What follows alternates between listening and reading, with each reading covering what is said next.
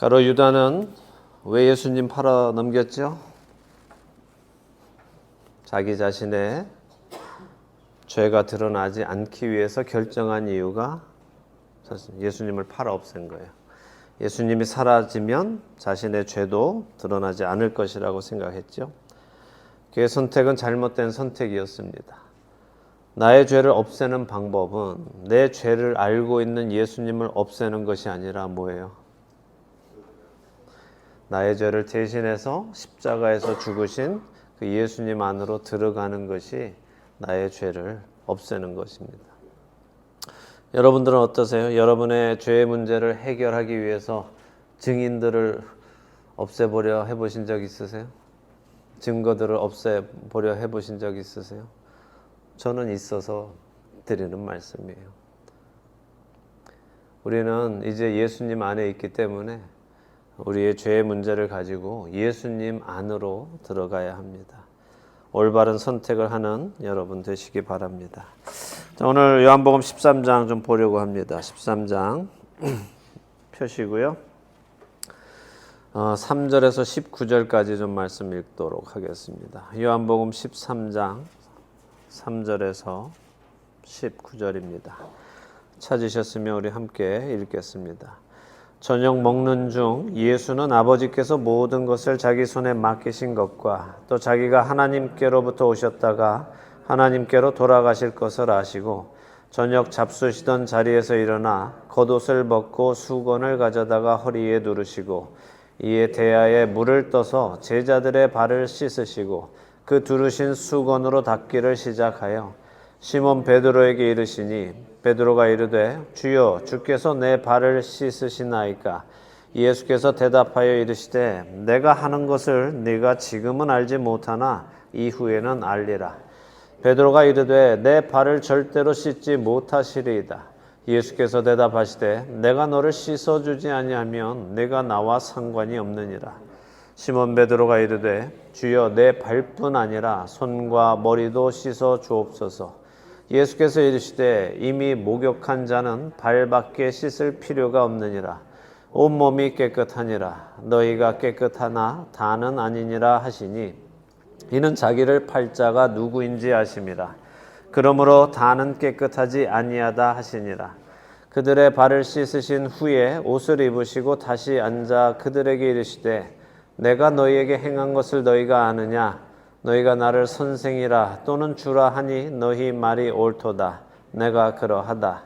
내가 주와 또는 선생이 되어 너희 발을 씻었으니 너희도 서로 발을 씻어주는 것이 옳으니라. 내가 너희에게 행한 것 같이 너희도 행하게 하려 하여 본을 보였노라. 내가 진실로 진실로 너희에게 이르노니 종이 주인보다 크지 못하고 보냄을 받은 자가 보낸 자보다 크지 못하나니 너희가 이것을 알고 행하면 복이 있으리라. 내가 너희 모두를 가리켜 말하는 것이 아니니라. 나는 내가 택한 자들이 누구인지 알미라. 그러나 내 떡을 먹는 자가 내게 발꿈치를 들었다 한 성경을 응하게 하려는 것이니라. 지금부터 일이 일어나기 전에 미리 너희에게 일러 두면 일이 일어날 때에 내가 그인 줄 너희가 믿게 하려 함이로다. 아멘. 자, 우리는 예수님께서 제자들의 발을 씻기셨다는 거 잘 알고 계시죠? 네. 근데 우리가 잘 아는 그 예수님이 발 씻어 주시는 이 장면이 사복음서 중에 이 요한복음에만 기록이 되어 있습니다. 알고 계셨어요? 다른 마태, 마가, 누가도 썼나 그런 기억이 나세요? 네.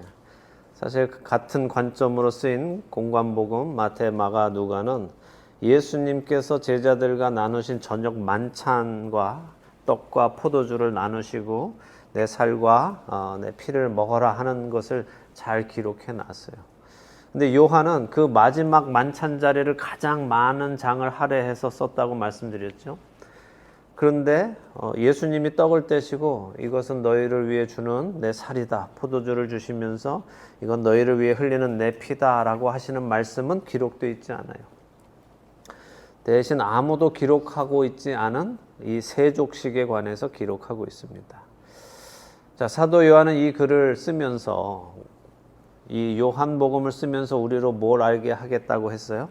예수님이 하나님의 아들 그리스도이심과 그분의 이름을 힘입어서 생명을 얻게 하기 위해서 내가 이 글을 썼다라고 했습니다. 자, 그러면 이 예수님의 세족식을 통해서 우리는 예수님이 왜 하나님의 아들이시며 어떻게 그분을 통해서 우리가 생명을 얻을지를 볼 수 있어야죠. 사실 우리는 이 예수님의 세족식을 보면서 주로 뭘 생각해요? 겸손과 섬김에 대해서 생각합니다. 주님이신 예수님께서, 선생님이신 예수님께서 제자들의 발을 씻어주시는 것처럼 우리도 서로 겸손의 자리로 내려가서 서로의 발을 씻어주는 섬기는 자가 되어라, 되자, 이런 이야기를 하지요. 바로 이런 이유로 교회 안에서도 종종 세족식을 행합니다. 임직식 할 때도 발을 닦아주고, 부부 학교 같은 거 할 때도 서로 발을 닦아주고 하죠. 서로 낮은 자리로 가서 서로 섬겨주는 모습, 우리 삶에 꼭 필요한 모습이고 우리가 또 배워야 할 모습입니다.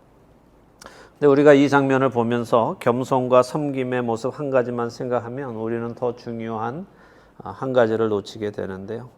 어쨌든 이 요한이 이 장면을 통해서 우리에게 무엇을 보여주려 하는가 우리 정리를 해보죠. 먼저는 말씀드린 대로 겸손이에요. 오늘 예수님과 제자들은 식사를 하고 계시죠.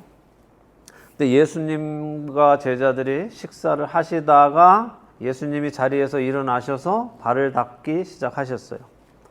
자, 그렇다면 지금까지 아무도 발을 닦지 않았다는 거죠. 그죠?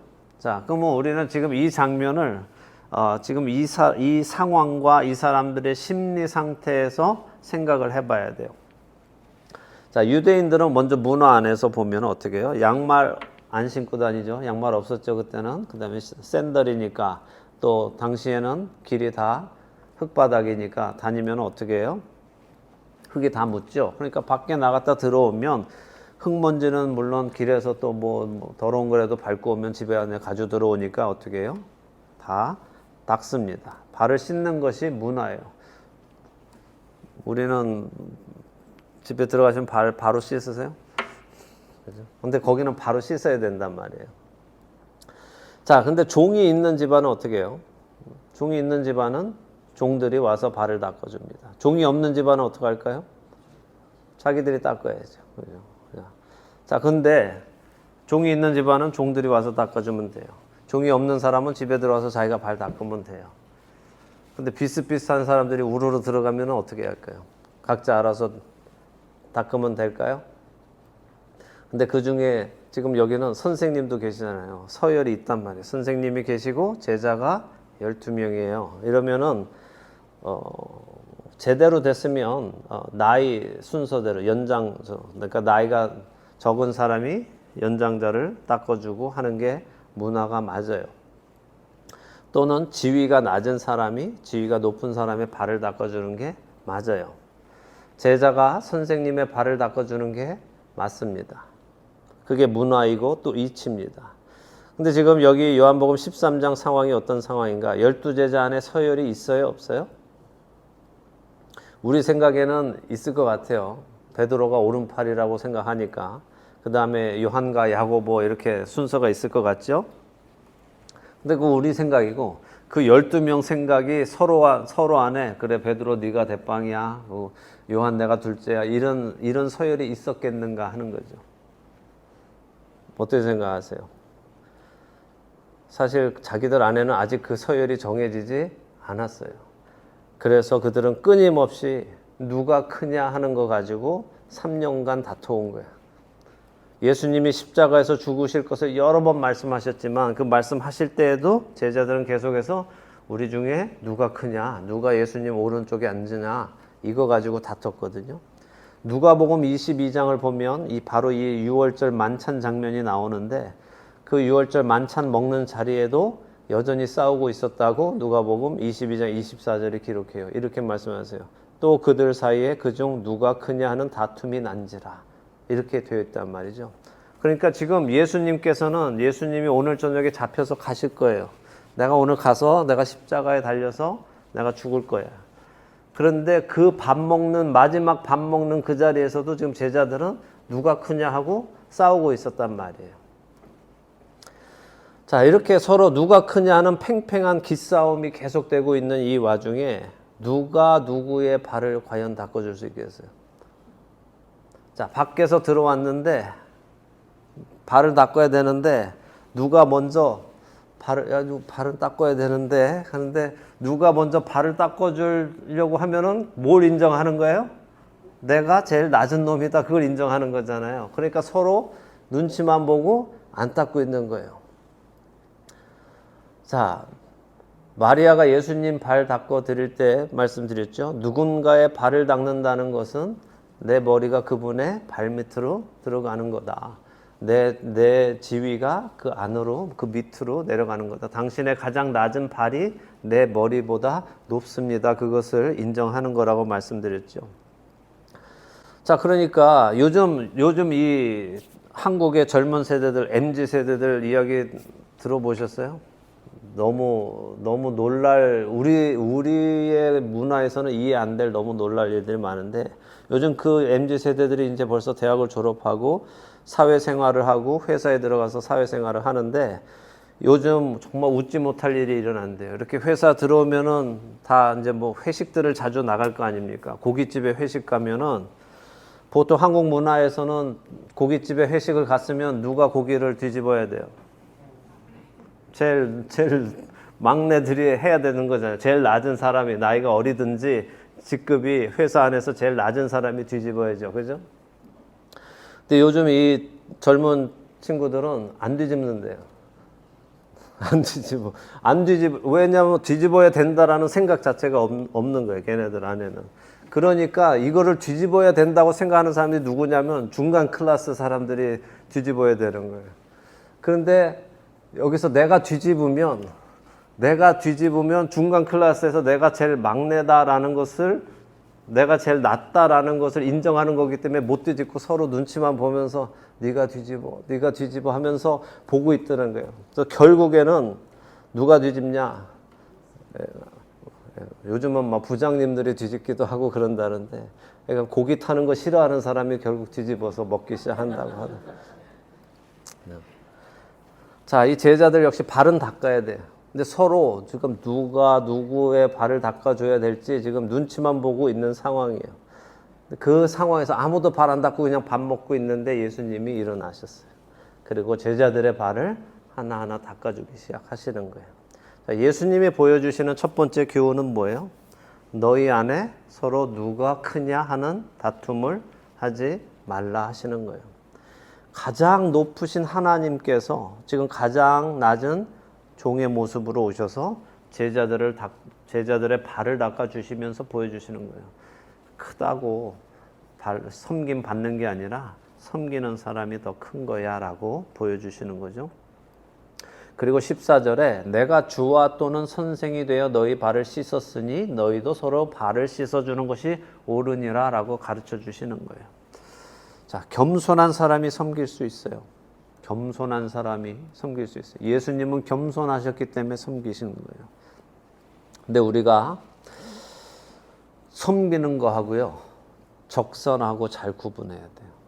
섬기는 거하고 적선. 많은 성도들이 적선을 하면서 그걸 섬긴다라고 착각하는 분들이 있어요. 무슨 말일까요? 물론 대부분의 성도분들은 적선을 하면서 자기가 적선을 한다고 생각하지는 않아요. 자기가 섬긴다라고 생각해요.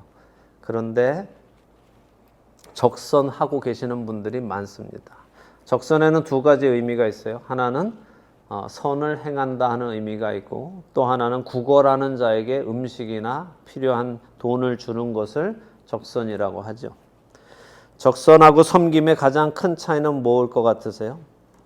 둘 다 적선이나 섬김이나 자신의 것으로 나누어 주는 거예요. 근데 뭐가 가장 다를까요? 자세가 가장 다르죠. 제가 예를 들어 드릴 테니까 여러분 마음을 한번 잘 점검해 보세요. 적선하는 사람 안에는 이런 자세가 나와요. 내가 이거를 줄 테니 너는 저것을 해라. 좀 더 쉽게 설명해 드릴게요. 여기 만일 예수님이 지금 일어나셔서 제자들의 발을 닦아 주시는데 적선의 자세로 발을 닦아 주신다면 이런 모습이 나왔을 거예요. 야, 이 자식들, 니네 서로 누가 크냐 다투기만 하고 눈치만 보고 아무도 발을 닦아 주려 하지 않는구나. 내가 섬기는 게 뭔지 보여줄게. 야, 가서 물 좀 떠와. 물하고 수건하고 다 가져와. 내가 보여줄게. 이렇게 하는 게 적선의 자세예요. 무엇이 다른지 보이세요? 말투를 말씀드리는 게 아니에요. 물을 떠오라고 시킨다는 거예요. 내가 보여줄 테니까 너희가 물을 떠와. 그리고 발을 닦아 주신 후에도 이런 반응이 나올 수 있어요. 자, 발은 내가 씻어줬으니까 말리는 건 니들끼리 알아서 해. 내가 무슨 발까지 말려줘야 돼? 니들도 좀 양심이 있어봐라 하는 마음이 내 안에 있다면 그건 섬기는 마음이 아니라 적선하는 마음이에요. 극단적인 예이지만 우리 마음속에 내가 저분을 좀 섬겨야 되겠다, 누구를 좀 도와줘야 되겠다 하는 마음이 나와서 그 사람이 요구하지 않았는데도 찾아가서 섬겨주고 먹을 것 주고 필요한 도움을 줘요. 그때는 기분이 좋아요. 그런데 상대가 내가 해주려고 했던 거 이상을 요구할 때 기분이 확 상해진다면 그건 적선의 기분으로 섬기고 있었다는 거예요. 이해가 되시죠? 다시 더 쉽게 말씀을 드릴게요. 배고픈 사람한테 라면을 끓여주는데 그 사람이 반찬은 없어요? 라고 물어보면, 혹은 계란 후라이가 하나 정도 없나요? 라고 물어보면 내 속에 아주 배가 불렀군. 아직 덜 고팠어. 주는 대로 처먹지 뭘. 라는 마음이 생긴다면 그 사람은 섬기는 사람이 아니라는 거예요. 그 사람은 적선하는 사람이에요. 제가 경험한 거 하나 이야기 나눠드릴게요. 저희 집은 뭐 넉넉하진 못해서 아이들 악기 사줄 만한 여력이 안 됩니다. 악기가 보통 가격이 아니니까. 정말 감사하게 여기저기 고마운 분들이 자신들의 자녀들이 쓰시던 악기를 이제 더 이상 쓰지 않아서 도네이션 해주신 분들이 많이 계세요. 근데 이분들의 자세가 그 필요해요? 가져다 쓰세요. 우리 필요 없어요. 라고 하지 않았어요. 사실 그렇게만 해줘도 고맙죠. 우리 집에 있는데 우리 애들 쓰지 않으니까 가져가 쓰세요만 해도 너무 감사한 일이에요. 그런데 그분들은 어떻게 하셨냐면 저에게 주기 전에 전문가에게 맡겨요. 그래서 그것을 쓸 수 있도록 그걸 다 수리를 해주고 관리를 해주고 해서 가져와서 바로 사용할 수 있도록 그렇게 자기들의 시간과 돈을 투자해서 준비를 해주고 넘겨준다는 거예요. 왜 그럴까요? 그게 섬기는 거기 때문에 그래요. 자, 피아노 같은 거 옮길 때 쉬워요? 어려워요?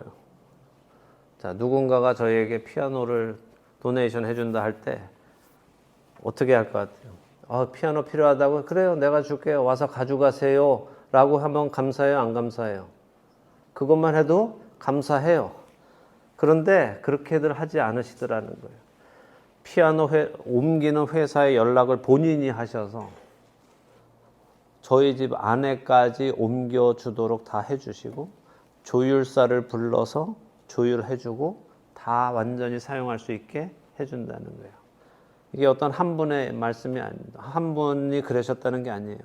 꽤 많은 분들이 그러셨고 또 미국 분들이 주로 많이 그렇게 하세요. 한국 분들도 그렇게 하시지만 저는 처음에 이게 잘 적응이 안 됐어요. 그 비싼 악기 주는 것만도 고마운데 그냥 가져다가 우리가 알아서 손보고 해서 쓰기만 할 수 있어도 참 감사한데도 피아노 옮기는 것조차도 제가 사람 불러서 제가 이렇게 가져오면은 그게 마음이 편한데 그렇게 못하게 하시더라고요. 왜냐하면 그렇게 하면 적선받게 되지 않기 때문에. 내가 안 쓰는 거 주는 것과 내가 안 쓰지만 이것을 당신이 사용할 수 있도록 다 해주는 것에는 큰 차이가 분명히 있다는 말씀 드리는 거예요. 세상은 내 것을 나누어 주면 칭찬받아요. 세상에서는 내 것을 나누어 주기만 해도 칭찬받습니다. 대단하다고 사람들이 박수 쳐줍니다. 근데 그리스도인은 나누어 주는 것만으로 칭찬받아서는 안 돼요. 특별히 섬길 때 하나님이 칭찬하세요. 섬길 때. 여러분들 어떠세요? 누군가를 도울 때 그분들을 섬기고 계셨습니까? 아니면 적선하고 계셨습니까? 내 마음 안에 내가 만약에 피아노를 누군가에게 주는데 내 마음 안에 아니 양심이 있으면 피아노 옮기는 건 지들이 옮겨야지 어떻게 그것까지 옮겨달라고 그걸 기대하고 있어 라는 생각이 든다면 안 된다는 거예요. 그거는 적선하려는 마음 심보라는 거예요. 우리가 다른 일을 섬길 때 예수님의 본을 따라 섬겨야 하는 거예요. 만약에 여기서도 예수님께서 12명 중에 첫사람 하나 닦아주신 후에 야, 나 봤지? 배웠지? 나머지들 니들이 하나씩 돌아가면서 다음 사람 닦아줘 이렇게 하셨다면 정말 우습지 않았을까요? 예수님의 겸손을 배우세요. 우리가 겸손할 때에 우리 섬길 수 있어요. 우리가 겸손하지 못하면 적선합니다.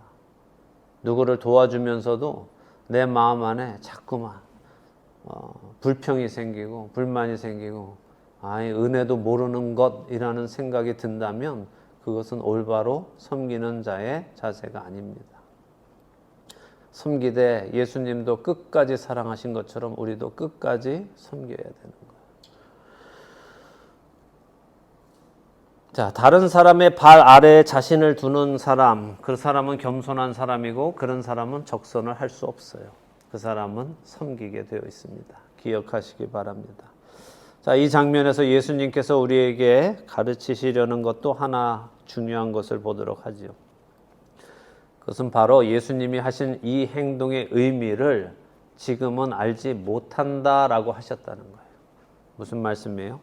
예수님이 지금 제자들의 발을 씻겨주시는 그 행위의 의미는 지금은 알지 못하지만 네가 후에는 알게 될 것이야 라고 베드로에게 말씀하셨다는 거예요.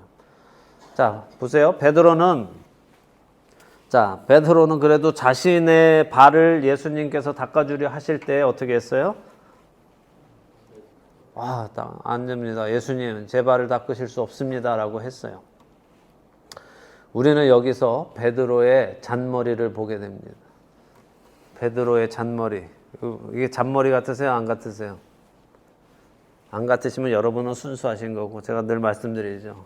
이게 잔머리로 보이면 잔머리가 있는 사람이에요. 자, 이 상황이 어떤 상황인지 다시 생각해 보세요. 서로 누가 크냐? 지금 서열을 놓고 기싸움을 하고 있는 중이죠. 그렇다면 그 서열을 누가 정해줄 수 있을까요? 예수님이 정해줘야죠. 그죠?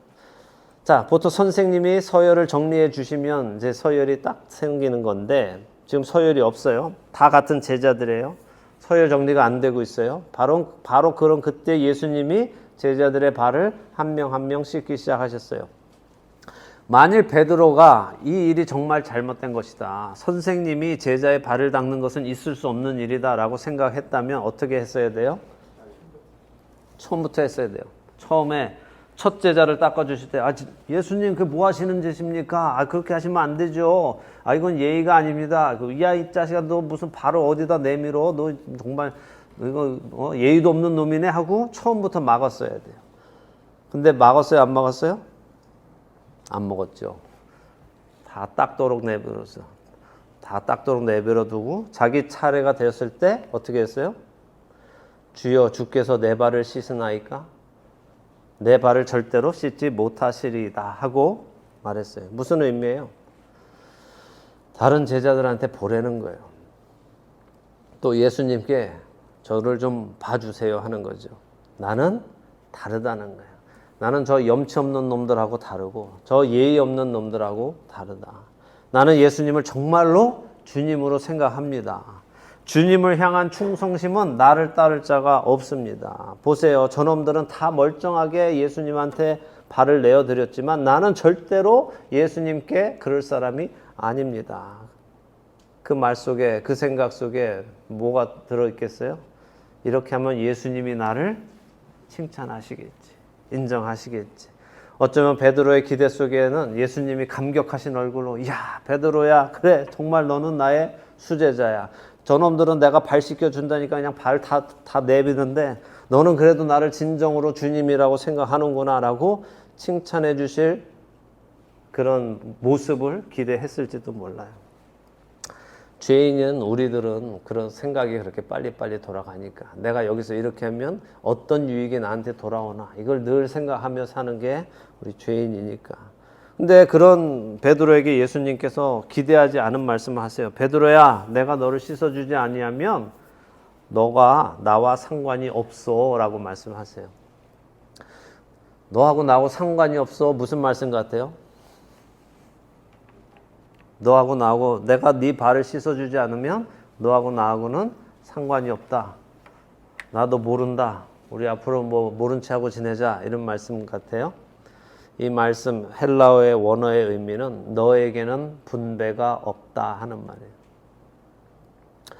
그러니까 성경적인 표현으로 다시 바꿔드리면 이런 말씀이에요. 내가 너의 발을 씻어주지 않으면 너는 하늘나라의 유업을 받을 수 없어. 이해가 되세요? 자, 하늘나라의 유업은 누가 받아요? 하나님의 자녀가 받는 거죠.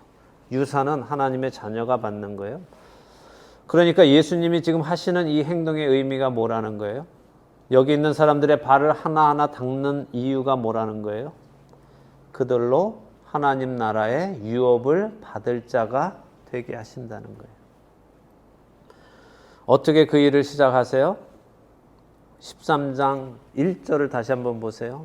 유월절 절에 예수께서 자기가 세상을 떠나 아버지께로 돌아가실 때가 이른 줄 아시고 세상에 있는 자기 사람들을 사랑하시되 끝까지 사랑하시니라. 자, 유월절 어린 양으로 오신 예수님이, 이제 예수님은 어린 양으로 죽으시고 부활하시고 하나님께로 가실 건데 왜 이 일을 하세요? 자기 사람을 사랑하셔서 끝까지, 마지막 한 방울의 피까지 그들을 위해서 다 흘리심으로 인해서 어떻게 돼요? 그들의 죄가 사해지는 거죠. 그들이 죄가 사해짐으로 하나님의 자녀가 되고 그로 인해 하나님 나라에 들어오고 하나님 나라에 유업을 잇는 자가 되게 하시는 거예요. 지금 베드로는 예수님이 하시는 이 일의 영적인 의미를 알지 못하지만 후에는 알게 될 것이다 라고 예수님이 말씀해 주신 거예요. 근데 베드로는 예수님의 이 말씀을 듣고 또 잘못 이해했어요. 분깃을 받는다고요? 유업을 받는다고요? 그러면 저는 여기 있는 다른 제자들보다 더 많이 받고 싶습니다. 제가 서열 1위가 되고 싶다고요. 그러니까 제 발뿐 아니라 손도 머리도 다 닦아주세요. 그죠? 그때 예수님께서 말씀하시죠. 이미 목욕한 자는 발밖에 씻을 필요가 없다. 내가 이제 나의 죽음으로 너희 모두를 완전하게 깨끗하게 씻겨줄 거야. 너의 모든 죄를 씻어줄 거야. 그러니까 다시 회개해야 할 것 없어. 그러나 너희가 매일같이 살아가면서 매일같이 돌아다니면서 너희 발에 묻는 죄들, 그 죄들은 매일같이 내 앞에 다시 나와서 나의 십자가에서 흘린 피로 씻음을 받도록 해라 라고 말씀하시는 겁니다. 여러분 어떠세요? 예수님이 여러분의 죄를 위해 십자가에서 죽으심으로 여러분의 모든 죄값을 치루어 주셨어요. 다시 말해 여러분이 깨끗해졌어요. 여러분들은 더러웠는데, 우리는 더러웠는데 우리가 청결해졌단 말이에요. 깨끗해졌단 말이죠. 그렇게 이제는 어떻게 해야 돼요? 이 깨끗함을 지켜나가야 돼요. 때가 묻을 때마다 다시 씻어내고 죄가 들어올 때마다 다시 씻어내며 깨끗함을 지켜나가야 합니다. 자동차 새로 사면은 열심히들 클린하죠. 저희 미니밴 샀을 때 저희 아이들이 처음에 신발 벗고 탔어요. 너무 좋아서 새 차를 사고 그런데 지금은 뭘 깔고 앉아야 되지 않을까 할 정도로 더럽습니다. 이거 그냥 앉으면 내 바지가 더러울 것 같아. 자, 언제 이렇게 됐을까요? 더러운 것을 계속 닦아내면 깨끗함을 유지하는데 그 더러운 것을 닦지 않기 시작하면, 그래서 그 더러운 것들이 쌓이기 시작하면 더 이상 그걸 닦을 생각이 들지 않아요. 그리고 더욱더 더러워져 가도록 내버려 두는 거예요. 예수님은 우리를 깨끗하게 하셨습니다. 예수님이 우리를 씻어주심으로 우리는 하나님의 자녀가 되었어요. 똑같습니다. 여러분도 날마다 여러분을 깨끗하게 씻어가지 않으시면, 더러운 것을 하루 이틀 남겨두시면 결국 여러분들은 더욱더 더러워지게 될 것이고 다시는 씻지 않게 될 것입니다. 어떤 유명한 신학자가 그런 말씀을 했어요. 매일 회개하는 자는 죽는 날 회개할 것이 그날의 죄밖에 없다.